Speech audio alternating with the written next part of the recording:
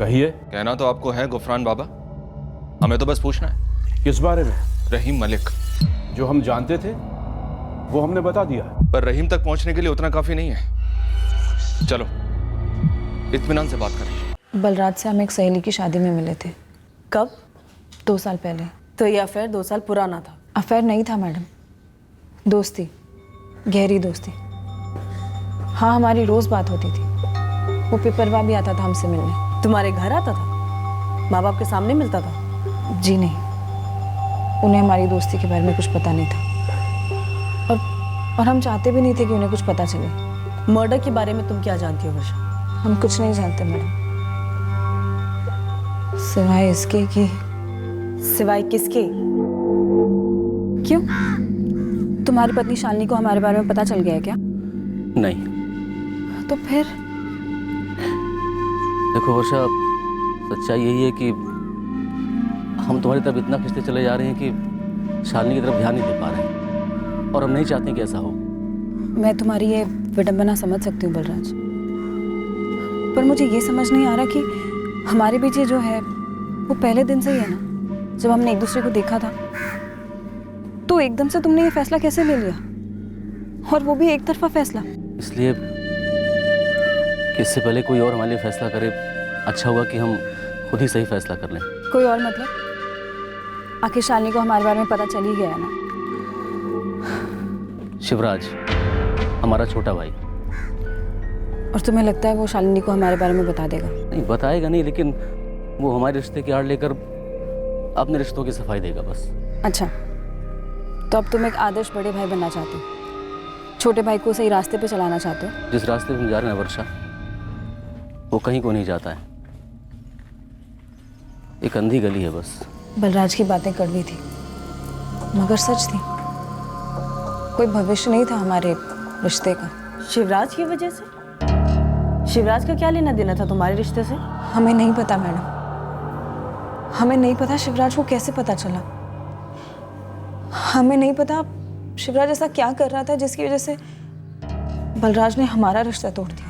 आप ये कहना चाहते हैं कि हमने धर्म पुरोहित और अपने चचेरे भाई प्रवीण के साथ मिलकर अपने सगे भाई बलराज का कत्ल करवा दिया? क्यों किया शिवराज? क्यों करते सर? चचेरा ही सही, पर था तो भाई ही। चेहरे को देखो, बेवकूफ लगता हूँ चेहरे से। इमरान अंसारी और फजल खान पहले तुम्हें उठाते हैं, फिर खेतों में ले आते, अब परवीन, उसके बाद तुम बलराज और अपने बेटे विवेक के साथ वहां पहुंचते, फिर ये दोनों तुम्हारे साथ खो खो खेलते हैं, तुम्हें छोड़ देते हैं, बलराज को आउट कर देते हैं। तुम लोगों की इस बेतुकी कहानी पे मैं यकीन कर लूंगा। कहानी नहीं है सर, यही हुआ था। और हम कहानी क्यों बनाएंगे? बलराज और इस प्रवीण के साथ हमारा कोई वास्ता ही नहीं है। और हमारा भी इस धर्म के साथ कोई वास्ता नहीं है साहब। इस शिवराज के साथ हम रोज खेतों में जाते थे, उस राजी शिवराज नहीं था तो हम बलराज को ले गए, बस इतनी सी बात थी। तुम दोनों का भी आपस में कोई वास्ता नहीं? शिवराज, तुम कभी धर्म के लिए काम किया करते थे, ये बात तुम दोनों में से मुझे कौन बताने वाला था और कब? हाँ सर, शिवराज हमारे लिए काम करता था, लेकिन वो 1 साल पहले की बात है। हमने काम छोड़ दिया था साहब, इसमें बताने जैसा कुछ लगा ही नहीं। अच्छा सर, अब कहाँ का क्या जोड़ रहे हैं?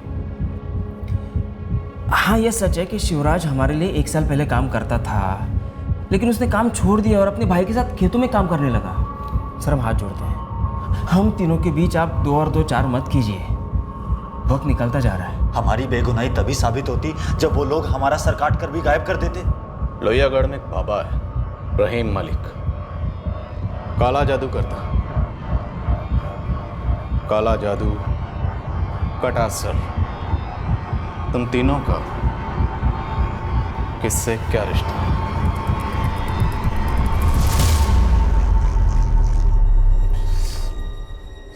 आप ये सब क्या कह रहे हैं? हमारी कुछ समझ में नहीं आ रहा है। लेकिन मेरी सब समझ में आ रहा है। तुम तीनों की ये तीसरे दर्जे की घटिया एक्टिंग देख के सब समझ में आ रहा है कि माजरा है क्या। काला जादू, नरबली, और तुम्हें और तुम्हारी भाभी को पहले से यह एहसास होना कि तुम्हारे भाई बलराज के साथ कुछ गलत होने वाला है। इस ड्रामेबाजी का राज क्या है? क्या छुपा रहे? साहब हम कुछ भी नहीं छुपा रहे हैं। हम तो ये सोच रहे हैं कि क्यों हमारे भाई को अपनी जान गंवानी पड़ गई। और ये किस काले जादू की बात कर रहे हैं आप?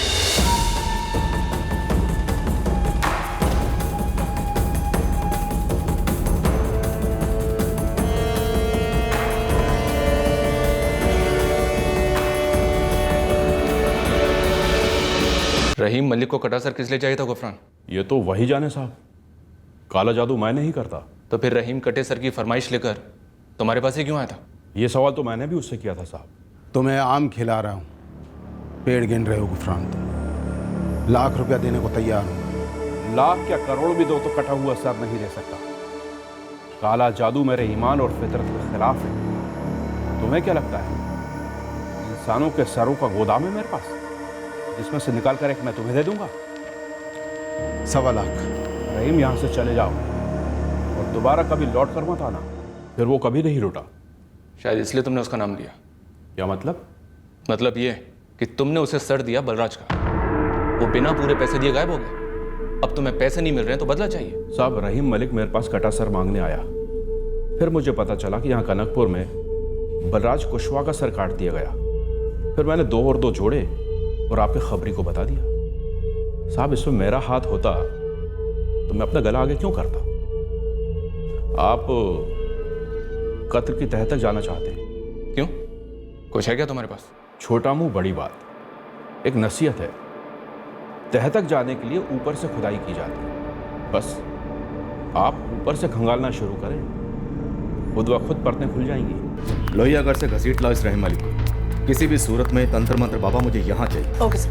गुरु, शिवराज, उसकी पत्नी प्रियंका, बल्लाज की पत्नी शालिनी, धर्म पुरोहित, सबके कच्चे चिट्ठे निकालो।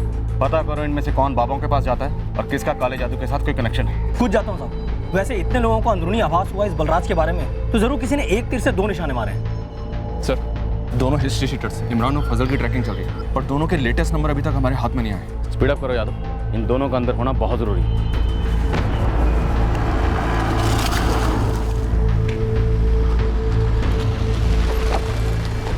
ये रहीम मलिक का घर तो मिल गया, पर ताला लगा हुआ है। कल कितने बजे निकला यहाँ से? कल शाम को ही बोरिया बिस्तर बांध के निकला है। पर जरा बताएंगे माजरा क्या है? ढूंढ रहे हम इस रहीम मलिक को। आपके पास कोई नंबर है इसका? हाँ, नंबर तो है। लिखित ऑर्डर में बैकडेटेड बनवा लूंगा। पायल, तुम ताला तोड़ दो। Okay sir.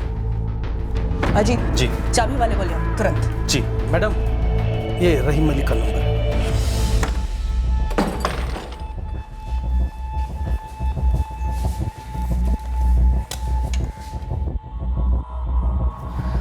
मैम, ये रहीम का नंबर तो स्विच ऑफ आ रहा है। कहीं से भनक लग गई होगी इसे।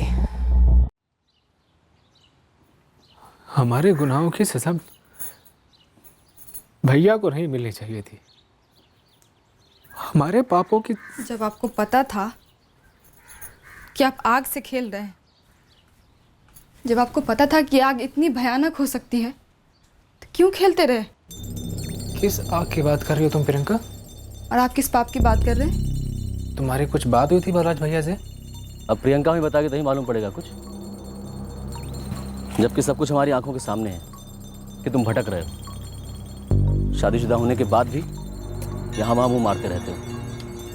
देखो शिवराज, ऐसी बातें कब तक और कैसे छिपे रह सकती हैं, तुम भी जानते हो अच्छी तरह से। भैया, आप हमेशा की तरह सही हैं, हम हमेशा की तरह गलत हैं। पर क्या भैया आप सच में इतने दूध के धुले हैं? आपकी कमीज में कोई दाग नहीं है? जब आपको एक औरत के प्रति वफादार रहना ही नहीं था, तो शादी क्यों की थी हमसे? प्रियंका, तुमने हमारी बेवफाई की सजा बलराज भैया को दी है। हमने नहीं, आपने दी सजा, और वो भी सजाए मौत।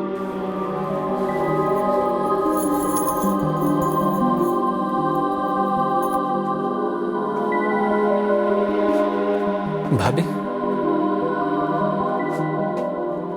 भाभी उस रात भैया की जगह हमें जाना चाहिए था, तो आज ये दिन देखना नहीं पड़ता। तुम्हें तो पहले से दिख गया था ना कि तुम्हारी हरकतों के कारण तुम्हारे भैया के साथ कुछ गलत होने वाला है। फिर भी तुमने कुछ नहीं किया। अब रोने से क्या फायदा? तुम्हारे भैया वापस तो नहीं आने वाले ना।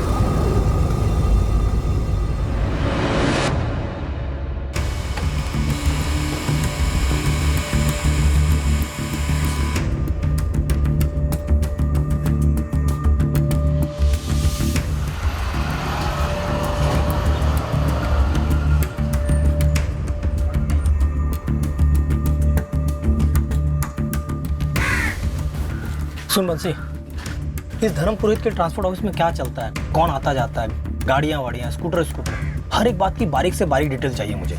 वो तो ठीक है, पर आपको चाहिए क्या? तू बस जानकारी दे मुझे, उसमें से जो मुझे लेना होगा मैं ले लूँगा। और हाँ, जितना तू मुझे देगा ना, उसका दुगुना मैं तुझे दूंगा। मतलब उस रात 4 लोग थे?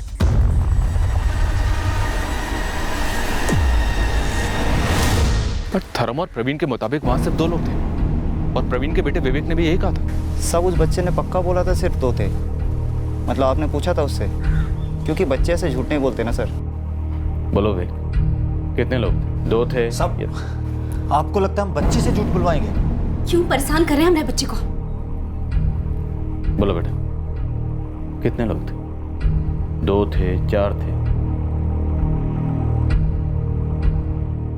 इधर देखो, डरने की जरूरत नहीं। पापा ने कुछ भी कहा, लेकिन जितने थे आप हमें उतने ही बताना। आपको लगता है हमने विवेक से झूठ बुलवाया है? बोलो बेटा। ठीक है बेटा। हो गई तसल्ली? साहब, भगवान के वास्ते हम पर शक करना बंद कीजिए। बलराज भाई था मेरा, खून का रिश्ता था उसका मेरे साथ। प्रवीण, खून के केसेस में अक्सर खून के रिश्ते खोटे निकलते हैं। सर, इस काला जादू का चक्र भी और पेचीदा होता जा रहा है। एक और नाम सामने आया है। रहीम मलिक के कॉल रिकॉर्ड से नाम मिला? यस सर, इलाहाबाद का है, अजीज बेग। अभी थोड़ी देर पहले मेरी से फोन पे बात हुई थी।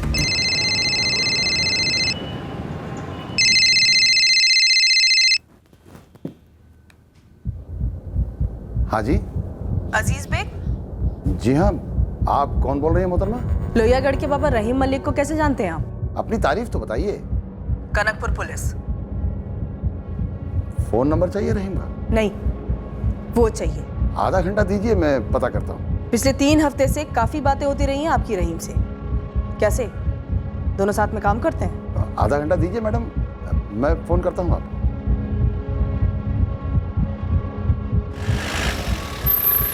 सर, मैंने तुरंत फिर से कॉल ट्राई किया, लेकिन अजीज ने अपना फोन स्विच ऑफ कर लिया था। फिर मैंने इलाहाबाद पुलिस को फोन किया, पुलिस वहां गई भी।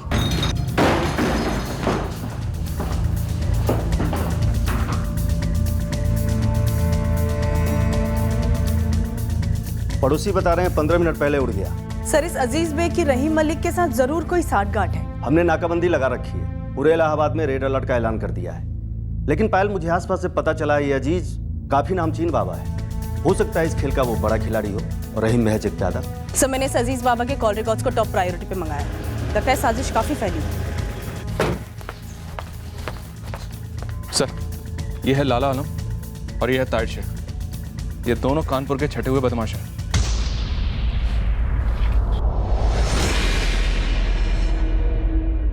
दो ढोंगी बाबा और 4 शातिर क्रिमिनल इतनी बड़ी साजिश करते कनकपुर के एक मामूली से किसान बलराज कुशवाहा का कत्ल करने का।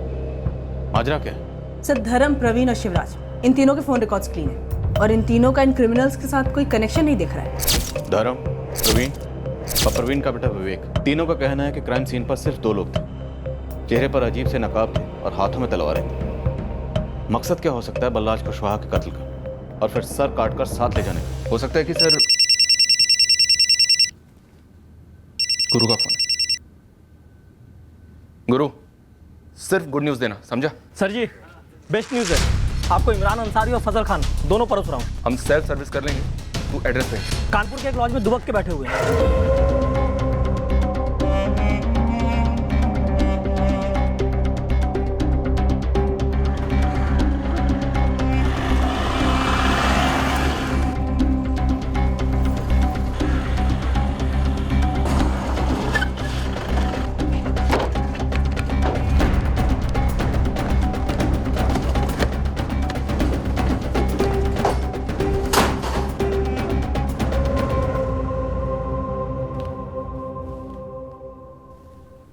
यादव, यहाँ लाने की क्या ज़रूरत थी? वहीं ठोक देते।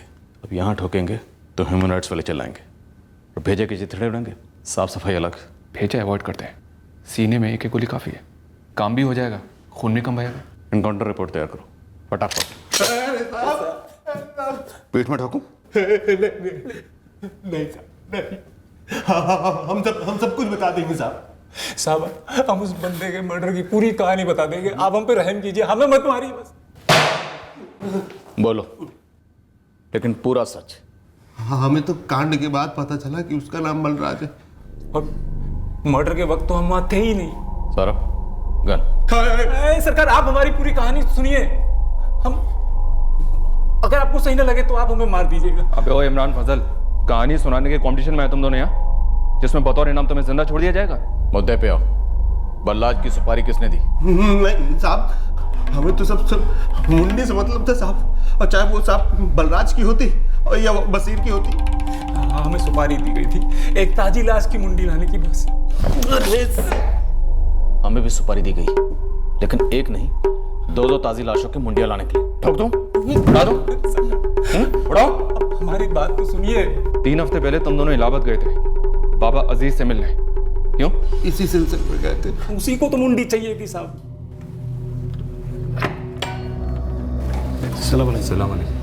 वालेकुम अस्सलाम। जवान आदमी होना चाहिए। है क्या आपकी नज़र में कोई खास?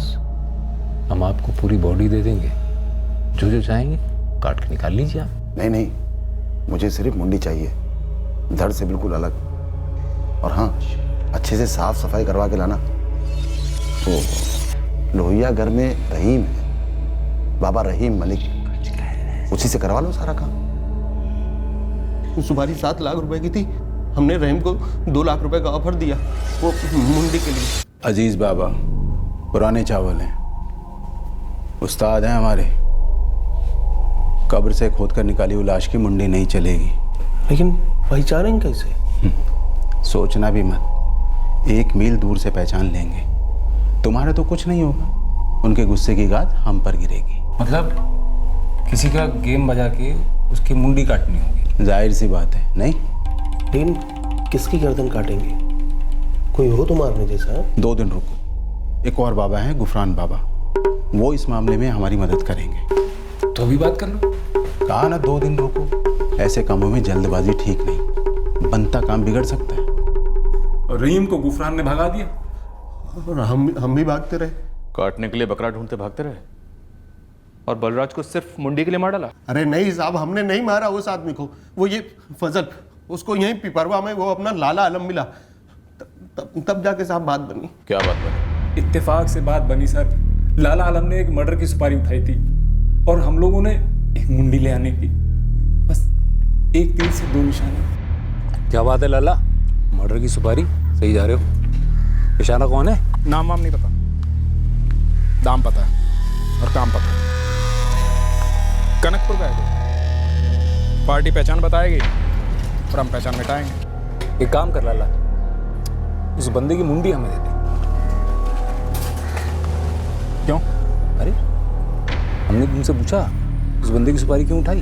वैसे हमें और ताहिर को उसकी मुंडी से कोई खास इश्क मोहब्बत नहीं है। मुंडी काट कर लाने के मोटे दाम लगेंगे। 25,000 में हाथ मिलाएं? अबे ओ फजल, इंसान की मुंडी काट कर लानी है, खेत से मूली नहीं। साले 25,000 में बाल ना काटू किसी के में। चल 40 अब तो मिला ले। बड़ी जल्दी हाथ मिलाने की। सुन बेटा, लाख रुपए लूँगा। अरे यार तुझे सुपारी की मिल तो रहे अलग से। तुझे भी तो मिल रहे हैं मुंडी के। 45 बोला ना, लाख से 1 पैसा कम नहीं लूँगा। देख भाई, दोस्ती अपनी जगह और धंधा अपनी जगह, सोच ले। अरे सुन तो चल, तू भी क्या याद रखेगा लाला। दी 1 लाख तुझे, अब तो मिला ले हाथ। हमने किसी को खरोचा तक नहीं। वो लाला और उसका साथीदार ताहिर, इन दोनों ने मर्डर किया। हमने तो बस मुंडी ली। आ रहा है।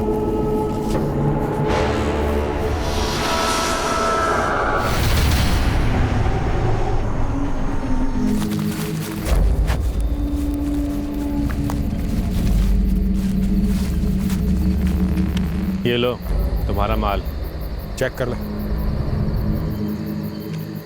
सही है। खुदा कसम हमने नहीं मारा बलराज, हम बेगुनाह हैं। बेगुनाही को इतना भी मत गिराओ कि मजाक लगने लगे। अजीज ने मुंडी के साथ क्या किया? बहुत बड़ी गड़बड़ हो गई थी साहब। और हमें तो पूरा पैसा भी नहीं मिला अभी तक।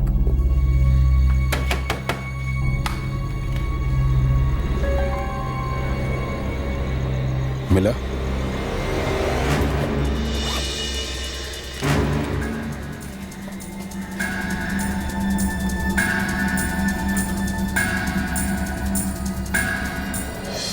इमरान, यहाँ खो।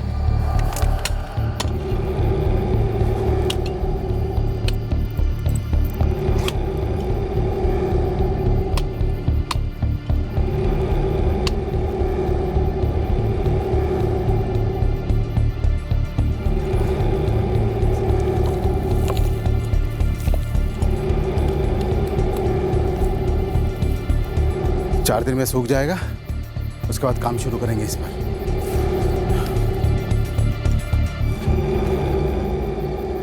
रहीम भाई को परफेक्ट मालूम था कि अजीज बाबा के पास जाने के पहले क्या करना है और क्या नहीं।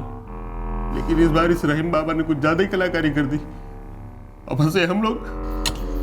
4 दिन बाद रहीम भाई ने जमीन से मुंडी बाहर निकाली और अपना काम शुरू किया। जो करना था रहीम बाबा ने किया और हम उसे अजीज बाबा के पास ले गए। सलाम अलैकुम। संभाल कर लाए हो ना? बिल्कुल अजीज बाबा, आप पैकिंग देखिए ना। वो कुरियर वाले जैसे करते हैं ना, एकदम वैसी करवा दी है। थर्मा खोल लगा के एकदम बेहतरीन।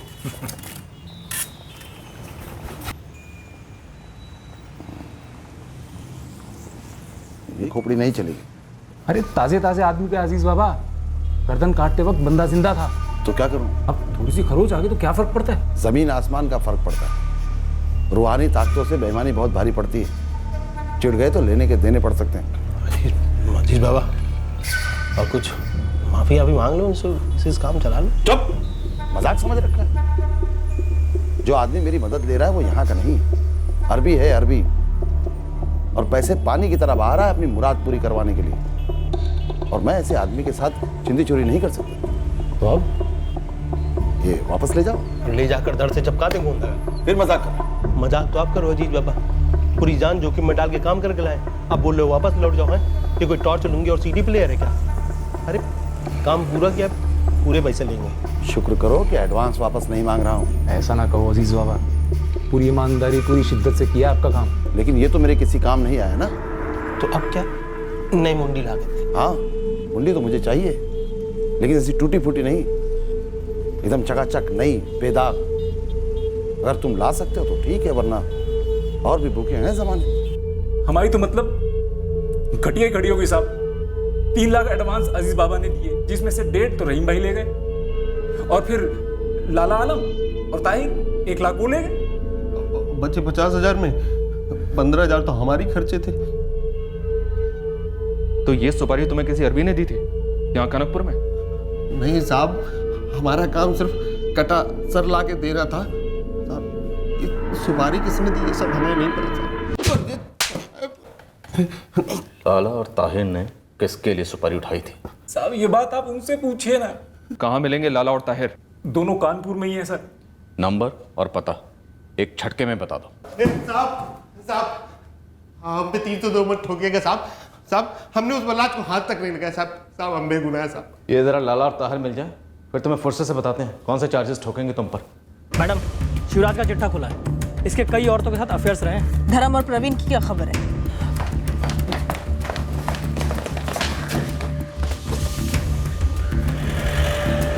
सर, इमरान और फजल ने सारे पुल खोल दिए क्या? लाला और ताहिर का पता चल गया। सर, इस अजीज बेग के कॉल रिकॉर्ड में ऐसा कोई कनेक्शन तो नहीं मिला उस तक पहुंचने का? मिडिल ईस्ट के कुछ नंबर्स मिले हैं। इस पूरे कांड से मुझे किसी विकृति की बू आ रही है। तेरा अपडेट क्या गुरु? मैं मैडम को वही बता रहा था कि शिवराज के बेशुमार अफेयर्स रहे हैं, लेकिन ऐसा कुछ भी नहीं है कि जो बलराज के मर्डर से जुड़ा हो, और ना ही इस प्रवीण का कुछ है। लेकिन इस धर्म का है, धर्म पुरोहित, ये थोड़ा अजीब है साहब। कैसे? ये धर्म के साथ विशाल काम करता है। सर, ये विशाल अक्सर धर्म के घर साइड ड्यूटी करता है, धर्म के पीठ पीछे उसकी पत्नी आरती के साथ।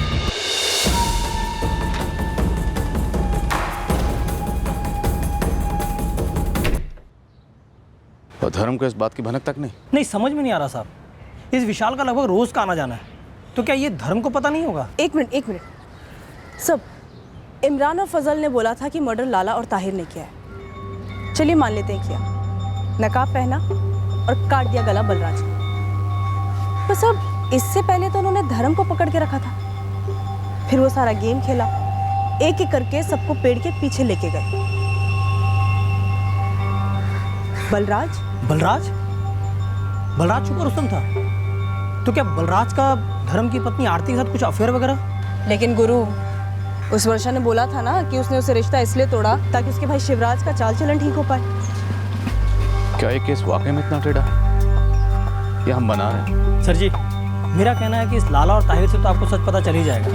एक बार इस धर्म की धर्म पत्नी को उठाइए ना। और मैडम, फिर आप अपने स्टाइल में निकलवाइए कुछ उससे।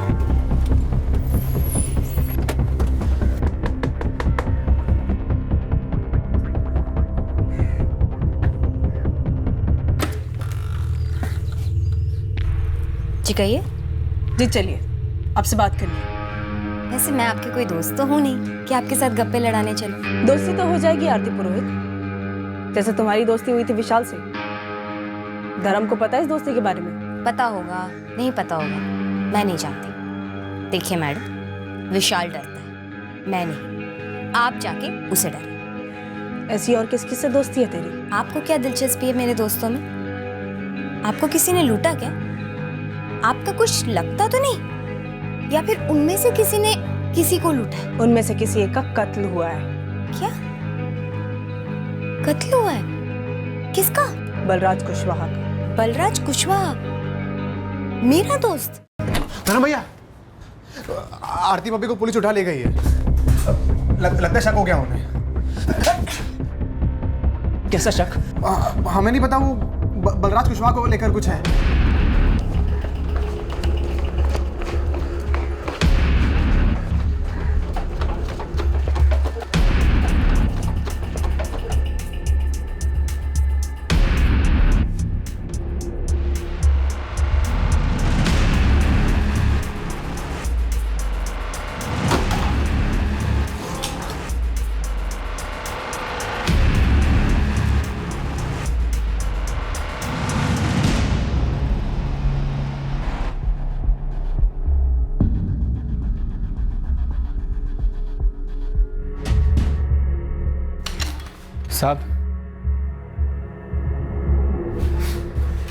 सब हमें लगता है हमारा भाई बलराज हमारे कारण मारा गया है। तुम्हें हमेशा से पता था तुम्हारा भाई बलराज क्यों मारा गया? हमें ऐसा लगता है कि हमें मालूम था साहब, हमें ऐसा एहसास था। शिवराज, साफ साफ बोलो। इस वक्त हमारे हाथ में एक भयानक और काले जादू का विकृत केस है जिसमें तुम्हारे भाई का कटा हुआ सर इस्तेमाल हुआ है। कौन मानना चाहता था उन्हें? तुम्हारा वो चचेरा भाई प्रवीण, या फिर वो धर्म पुरोहित, या फिर दोनों में से कोई एक तो पक्का झूठ बोल रहा। आप मेरा नाम बलराज कुशवाहा के साथ जोड़िए या किसी और के साथ, मुझे कोई फर्क नहीं पड़ता। सच यही है कि मेरे पति कमजोर है, हर तरह से कमजोर। और हमें लगता है कि इसी की वजह से उसने बलराज का कत्ल करवाया। हाँ तो हो गया ना, जाके गिरफ्तार कर लीजिए उसे। वैसे आपको ज्यादा मारपीट करने की भी जरूरत नहीं पड़ेगी, जरा सा जोर से डांट देगी ना तो सारा सच कबूल देगा वो। आखिरी बार मैं आपसे कह रही हूँ, मेरा बलराज कुशवाहा के साथ दूर दूर तक कोई संबंध नहीं था, किसी भी तरह का संबंध नहीं था। संबंध हमारा था साहब। तुम्हारा और आरती का जिस्मानी संबंध था? जी। मिलती कहाँ थी तुम शिवराज से? मेरे घर पर। वो मेरे पति के लिए काम करता था। मेरे पति हर वक्त ट्रांसपोर्ट के काम से यहाँ वहाँ घूमते। शिवराज मेरे सारे काम कर देता। दोस्ती हुई, अफेयर हुआ, विशाल से भी अफेयर हुआ।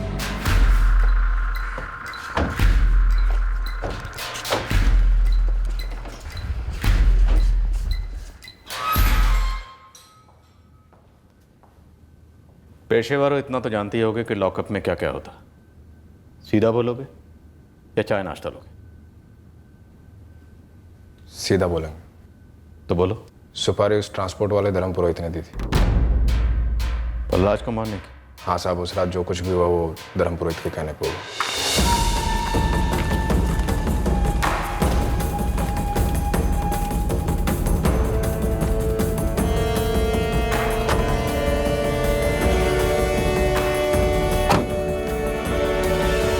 जोर से घसीटना हमें, ऐसा लगना चाहिए कि हमला हुआ है हम पर। बांधो। तो पेड़ के पीछे ले जाना वो सब नौटंकी थी, परवीन और उसके बेटे विवेक को बौखलाने के लिए। हाँ साहब, वो सब कुछ धर्म पुरोहित का सोचा हुआ था। वही बताने वाला था किसको मारना है। वो जो कहता गया हम करते गए। धर्म ने कहा कि बलराज को मारना है। जी साहब। वो जो मुच्छड़ है ना, मस्से वाला, फिर हमने मार डाला साहब उससे, और उसके मुंडे इमरान और फजल के हवाले कर दिए। साहब एक बात और है, एक गलती हुई थी हमसे। कैसी गलती? अब हम इस केस की तह तक पहुंच रहे थे, पर अभी भी बलराज कुशवाहा मर्डर केस में आखिरी ट्विस्ट बाकी था। विशाल, धर्म पुरोहित का मुलाजिम नहीं चाहता था कि उसके और आरती के जिस्मानी रिश्ते में कोई रोक आए, इसीलिए उसने धर्म को इतना बड़ा कदम लेने की तरफ धकेला।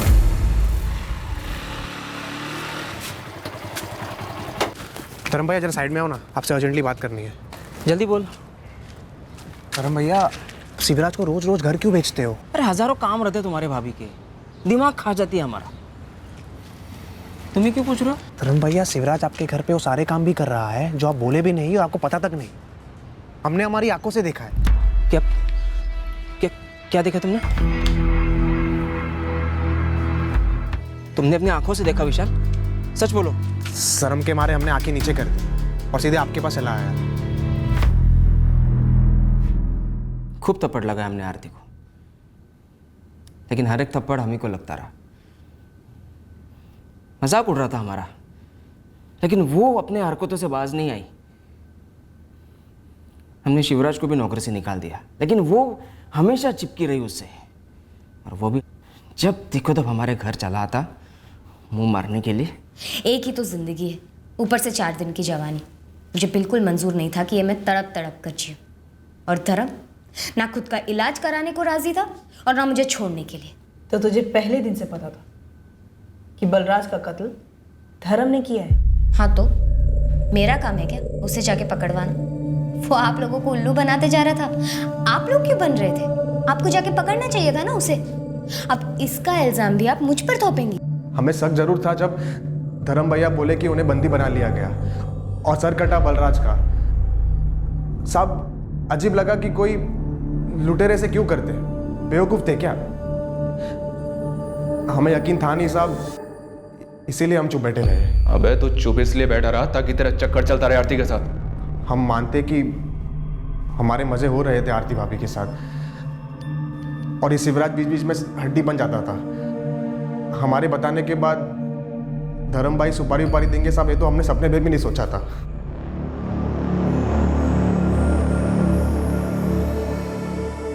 भाभी, हमारा डर सही था। वो लोग हमें ही मारने आए। हमारी जगह वहाँ भैया थे, इसलिए भैया मारे गए। उस रात हमारा जी घबरा रहा था। हमें लग रहा था कि कुछ अनहोनी होने वाली है। एक गलती हुई थी हमसे। कैसी गलती? मालिक, जिस आदमी को हमने मारा था वो धर्म पुरोहित का असली निशाना नहीं था।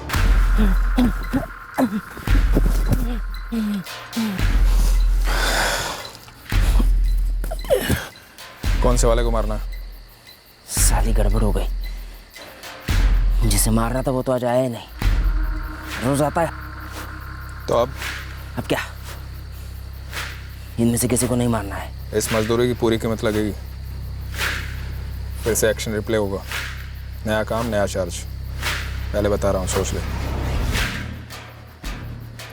काम कर।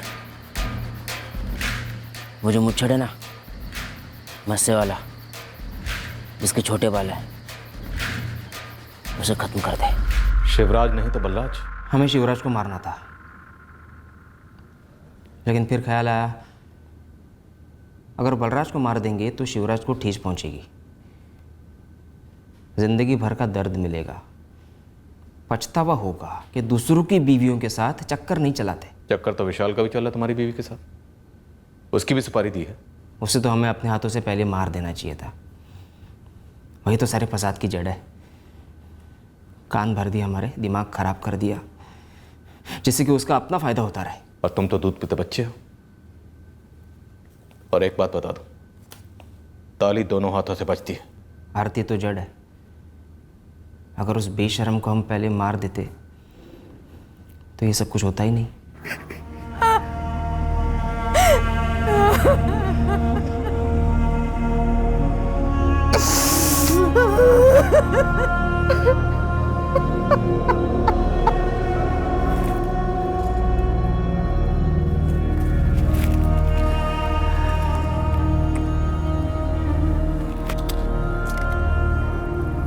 तुम सही कह रहे हो शिवराज, हम पता नहीं कब और कैसे उस वर्षा की तरफ खिंचते चले गए। भैया छोटा मुंह बड़ी बात, औरतों की तरफ खिंचाव ना पागल घोड़ी की तरह होता है।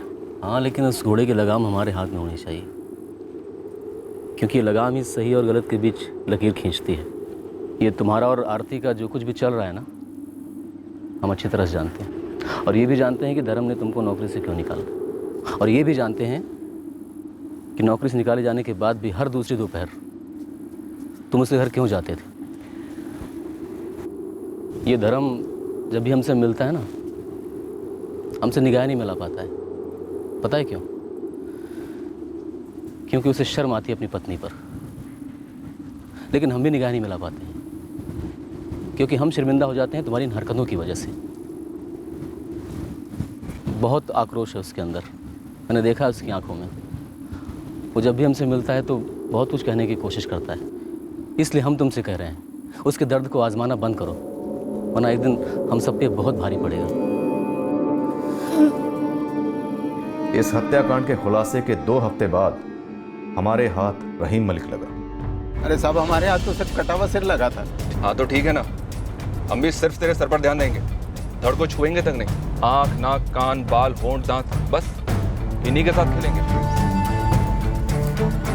रहीम मलिक के जरिए बलराज कुशवाहा का सर उस जगह से बरामद किया गया जहां रहीम ने उसे दफना दिया।